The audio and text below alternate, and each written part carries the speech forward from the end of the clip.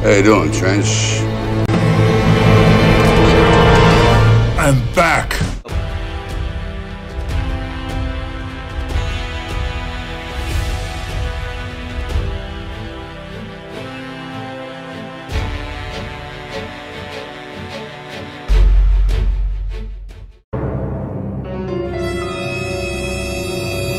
That the standard narrative has holes in it.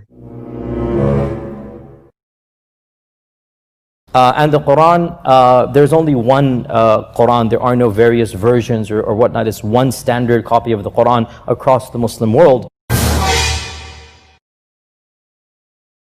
That the standard narrative has holes in it. That's what I'm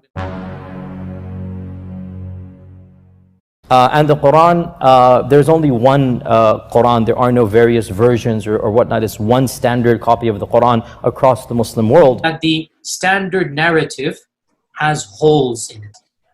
This issue of ahruf and qira'at has troubled the ummah from the very beginning of times. Nothing new. Which is why I never brought this topic up myself. You will not find one lecture of mine about this issue. Which is why I never brought this topic up myself. You will not find one lecture of mine about this issue. Quran, people find so confusing. The topic is that of the various recitations of the Quran. This issue of ahruf and qira'at has troubled the ummah from the very beginning of times. Nothing new. People find so confusing the various different ways of how to recite the Quran. And when we say the various different ways to recite the Quran, we are not talking about different voices or different styles. We're talking about slight differences in pronunciations, slight differences in letters, slight differences in harakat. In other words, if you were to compare two printed Qurans, you're going to see differences between them. Which is why I never brought this topic up myself. You will not find one lecture of mine about this issue. And this is something that many people are unaware of and many people have heard but are not fully familiar with, especially those who have been exposed to some of our brothers who live in Algeria or Morocco or other North African countries. They recite the Quran in a slightly different way. Not just a voice or not just a speaking style, but also changes in letters and words and harakat. I don't like these idiots, and they are idiots, wallahi, because they're the ones who caused this. In this issue, they're utter idiots who did something haram. And I don't like saying this. This is not something you discuss amongst the masses, ya akhi.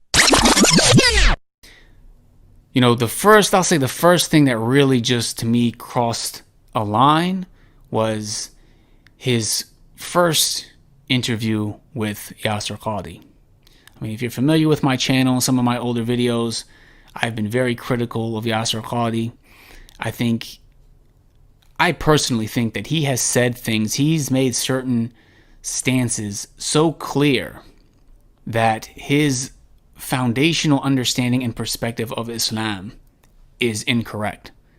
That whenever somebody of knowledge, somebody who's a student of knowledge or somebody who's involved in da'wah, for them to give him a platform, for them to try to cover for him or try to excuse some of the completely blatant statements of misguidance that he has spewed, I find that to be extremely problematic, to say the least.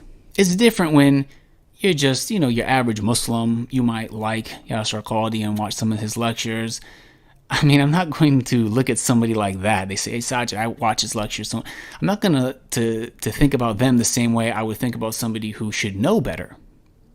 Somebody who should really understand the problematic things that they're doing by giving somebody who is spewing this misguidance a platform. But after Yasir Qadhi clearly showed he has been poisoned by the Orientalists, that he's reached a new Einsteinian level of knowledge. He had that Ya'juj wa Ma'juj lecture, which was just a complete disaster of a lecture. And then Muhammad Hijab had him on and praised him and gave him a platform and tried to be sympathetic towards these things and excusing these things that Yasir Qadhi's propagating. So to me, that was clearly oh, no, subhanAllah, what is going on here? And then fast forward, after Yasir Qadhi then goes on to teach these Aqidah courses after having praised, the Orientalist universities and the Western thinking and shown how he's been so harmed by it, then he's teaching these classes with Orientalist texts, advanced Aqidah with no prerequisites, teaching books from Kufar. Like, it's amazing. Then Muhammad Hijab has him on again. And this has to be probably the most damaging podcast, I think, to date in regards to the Durat and the destruction it caused. And it just really goes to show that when you have a platform and you're reaching potentially hundreds of thousands of people, it's really a big deal who you give a platform to, what you talk about, what information you put out there. Because Yasir Qadhi came on this time, and subhanAllah, if people couldn't tell from his clear language about his usul being messed up, we've just seen him progress and just expose himself. But then he goes on to Muhammad Hijab's platform and starts giving the preservation of the Quran question. Like, I'm speechless. I mean, not only did that happen, but both Muhammad Hijab and Yasir Qadhi consciously, after the fact, posted it and advertised it. It wasn't like it was a slip of the tongue on live television, like they were live streaming and they got caught up in the moment. No, they recorded it. They uploaded it. They advertised it. I mean, if this doesn't show you the absence of hikmah, of wisdom in somebody's da'wah, what can I even say? Ever since that podcast, subhanAllah, those of us who are involved in da'wah, like myself specifically, I'll talk from my own experience, the amount of comments I get from Christians, from people who are against Islam and they want to sow seeds of doubts in the minds of Muslims, over and over and over again, they use speech and quotes from Yasir Qadhi, from Muhammad Hijab's podcast, to try and do that. It's like every single day on social media. So for that podcast to put a question mark on that for people, I mean, the damage it caused, subhanAllah, it's beyond words. If you can't internalize and understand how horrible of a thing that happened, then I can't explain it to you. And I have to make one thing clear, because a brother, he just literally messaged me and said, you have to be so careful even talking about this topic because it's been something that has been so weaponized by the kuffar. Before Yasir Qadhi ever came out and said anything about the Quran, I knew his foundation is messed up. I literally made videos warning people against him because it's clear once you have such messed up foundations, it's only going to get worse if you keep down that road, which he did. So somebody quoting Yasir Qadhi to me to try to prove something means nothing. It's very clear the Quran has been preserved. Yasir Qadhi having doubts about certain things or whatever it is that he even said, whatever he himself believes, means nothing to me. He is not somebody who I get my deen from. He's not somebody I would recommend anybody get their deen from. If you've seen some of my videos on the matter, I've made that quite clear, and I've brought forth some clear proofs and arguments as to why that's the case. By the way, I'm a scuba diver. I'm an advanced rescue nitrox certified scuba diver, over 200 dives. So if you need a diver, believe me, I'm more than happy to go diving anywhere. When you do a deep dive is when things get very, very awkward and difficult. When you reach this level of idiocy, I mean, how do you even possibly respond to somebody who's such an ignoramus? I said, okay, let me log on to this here. Here's what he has to say in this clip. King Farouk, who then came to power in 1930, right, decided to put out a new edition for all of Egypt called the Farouk edition. Ah. The Farouk edition then took the Hafs text and made it Egypt-wide. Okay. 1936. Right. That was so successful in Egypt. But before that, I forgot one thing.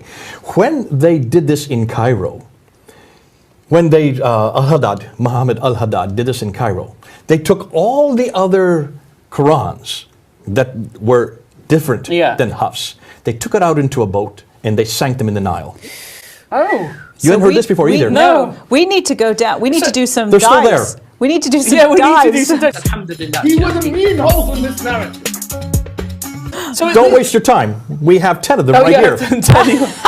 We've already found 31 of that's them. Like, Now this one actually did get me laugh out loud. Literally, I LOL'd when I saw this. This is comical. So apparently, all of the mushafs of Egypt in the reign of King Farouk, which is barely a century ago, that were not hafs, they were taken on a boat and they were dumped into the Nile. And now we have to go scuba diving to go retrieve them. Don't waste your time. We have 10 of them oh, right yeah, here. We've already found 31 of them. By the way, I'm a scuba diver. I'm an advanced rescue nitrox certified scuba diver, over 200 dives. So if you need a diver, believe me, I'm more than happy to go diving anywhere. This is comical. Wallahi, where does one begin? I mean, you do realize, Mr. J, you do realize that, forget how ludicrous you sound, the sheer quantity of Qur'ans that would meet your criterion would not just sink a boat, they would block the entire Nile. I mean, I don't even understand. Do you listen to yourself speaking? You think all the copies of the Quran that didn't conform to the quote-unquote version, which again shows your ludicrousness, is this idea of dumping the Hafs text, that was chosen by Muhammad ibn al-Husayni al-Haddad in 1924, and that I suggested that all the Qurans in the world were dumped in the Nile. I went back to look at the video and I didn't see where I said that. I never said all the Qurans in the world were dumped. He didn't even understand. I guess maybe he just didn't watch the video very carefully, or I don't think he was intentionally trying to misquote me. It was actually a joke. If you notice, we're laughing about it. We're saying, isn't it interesting that they took out the other 29? We're assuming that there were 30 official ones. Hafs had been chosen in 1929 to standardize the test for high school students. High school students were coming and doing standardized tests, and they were coming up with all kinds of different references, Quranic references, that didn't agree. And this is the problem with the Qira'at. That's why they all are so different, and that's why they still are being printed today. So when you memorize it, you want to memorize it with the script that you have grown up with, the script that you have memorized. You want to make sure that there's a printing of it. And so in order to standardize these tests in Cairo, in the city of Cairo, they had to throw out all the others and ask Muhammad ibn al-Husayni Hazrat to choose one, and he chose the Hafs. And then they took the other ones. When I'm saying he took the other ones, the other ones of the high school students there who had brought them to the schools, those were taken out. And this is nothing more than a symbolism. It's symbolic throwing them into the Nile. Of course, no one would suggest, and I don't know where he got this idea that I was making a suggestion that all the Qurans in the world at that time were thrown into the Nile. Anyways, nonetheless, he seemed to make. A large number of copies of the Holy Quran have been recently found and discarded in the street drainage system in one of the district of Taif, Saudi Arabia, report said. According to Tunisian daily Al Jarida, a 13-year-old boy found the copies and his father informed the police. Footage of the copies of the Quran found in street drains was broadcast on NBC satellite network, sparking anger among viewers. This is not the first time desecration of the Quran happens in Saudi Arabia. In 2013, Quran copies were found in the sewage system in Taif. Later that year, insulting the holy book by prison officials in Al-Har province led to protests in different parts of the country. In 2014, a Saudi citizen found torn copies of the Islamic holy book in garbage cans, again in the city of Taif. The narrative has holes. Has holes. Has holes. That's what I'm going to say. The narrative has holes. Has holes. Has holes. The narrative has holes. Has holes. Has holes. That's what I'm going to say. The narrative has holes. Has holes. Has holes. The narrative has holes. Has holes. Do you listen to yourself speaking? You think all the copies of the Quran that didn't conform to the quote-unquote version has holes. The narrative has holes. Has holes. Which again shows your ludicrousness. Has holes. That's what I'm going to say. The narrative has holes. Has holes. Has holes. The narrative has There holes. is no version. It is a Has printing that is holes. being printed for the Has first, holes. one of the That's first what I'm times gonna by a printing press. The narrative has holes. Has holes. Has holes. The narrative. You think has all the holes. copies of the Quran Has that didn't holes. conform to the has quote-unquote holes. version. That's what I'm going to say. The narrative has holes. Has holes. Has holes. The narrative has There is no holes. version. Has holes. Has holes. That's what I'm going to say. The narrative has holes. Has holes. Has holes. The narrative has holes. Has holes. Has holes. That's what I'm going to say. The narrative has holes. Has holes. Has holes. The narrative has holes.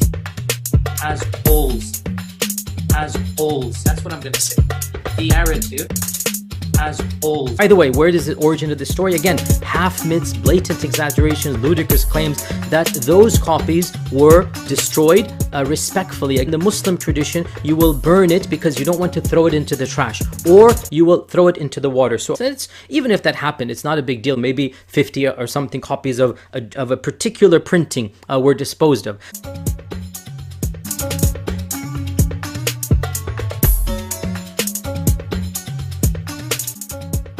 But no one ever claimed that all the Qurans of Egypt that didn't conform to the King Farouk were gathered in a boat, like, yeah, as if they would fit in a boat, and then dumped into the Nile.